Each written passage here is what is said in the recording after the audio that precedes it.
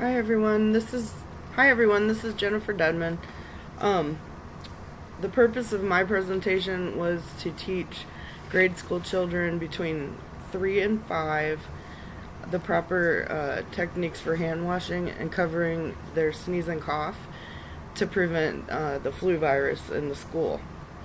I went actually across the street from my house to the daycare, and I talked with a little classroom of 3 to 5 year olds, and we had a really fun time.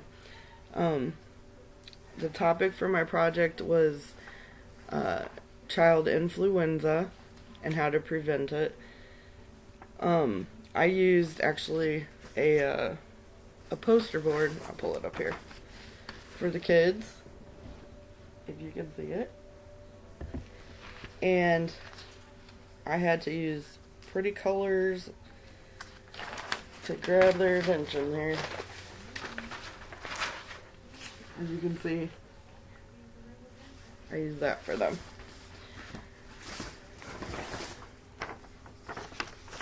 I chose my topic because I was reading a lot about my friends on Facebook and such worried about getting flu vaccines for their children, and I wanted to find out at this daycare if the kids were required to have flu vaccines or if it was voluntary, and if the staff was required to have flu vaccines, and what exactly they did if there was a pandemic flu outbreak.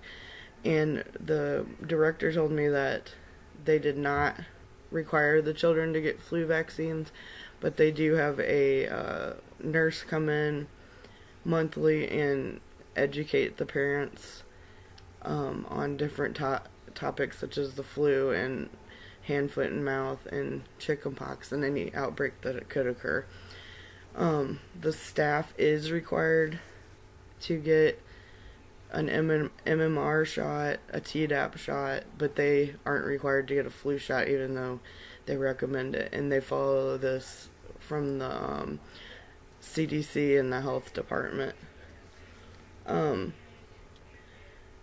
makeup of my audience was, like I said, 3 to 5 year olds, and when I talked to them about the flu, a lot of them said they never had the flu, but their parents had the flu. So it was really educational for them to learn how to prevent from getting the flu because they said that their mom and dad were really sick. Mostly in the literature, I used 3 journals and the CDC, and the 3 journals were about the flu vaccines, and how it prevents an outbreak of the flu at public schools. And also the third one I had was about the knowledge that the students have about the flu, and a lot of them don't understand how it spreads and what they should be doing to prevent it.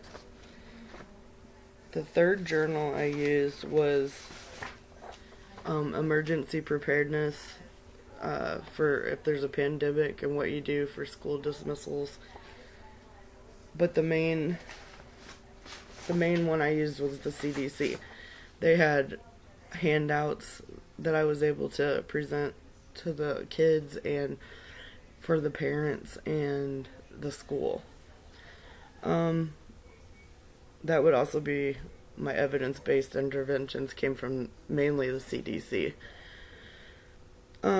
So we talked about, on my poster here, we talked about germs and how they make you sick and how they're spread, and the kids were surprised by that you can even get germs from your pets, and to throw away your tissue after you sneeze, and to use your tissue instead of your sleeve, because everybody does. Most kids do that. Let me open this up here. Then we talked about hand washing and how to wash your hands right. I brought in a big, huge poster that I had laminated on how to wash your hands and in what order and how long. So we sang the happy birthday song while they washed their hands. I used the glow gel germ activity for the kids, which went over really well. It was the lotion that they rub in their hands, and then I took the black light and shined it on their hands, and a lot of them, except for two of them, they washed their hands really good. So we had the two go back and rewash their hands and checked it again, and it was completely gone, the fake germs.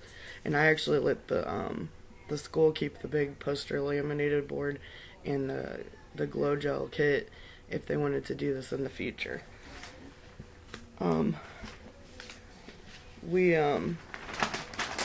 Then we talked about, after we did that activity, we talked about washing your hands after you cough and sneeze, after you shake hands with people, after you blow your nose, after using the toilet. I had these two pictures here, hopefully I can fit them in there, of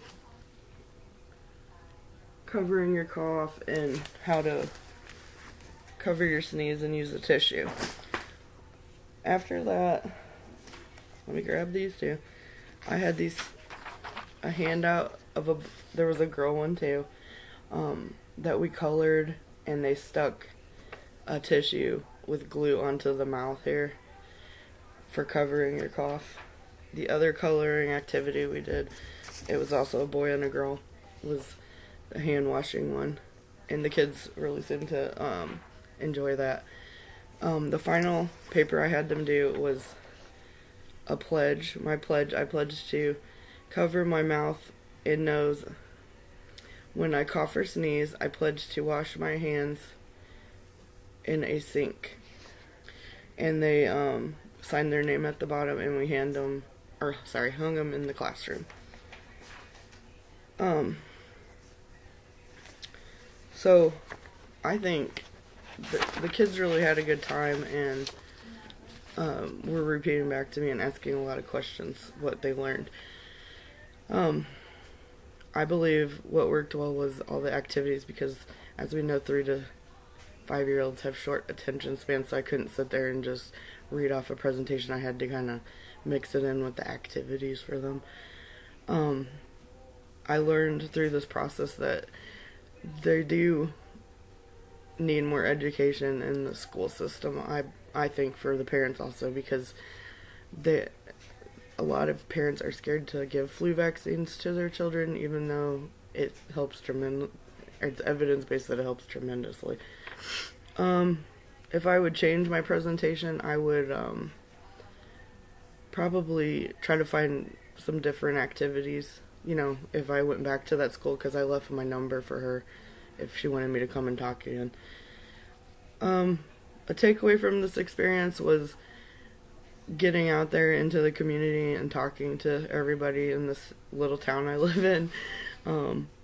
Unfortunately, I couldn't videotape at any of the locations because they, for confidentiality and HIPAA reasons.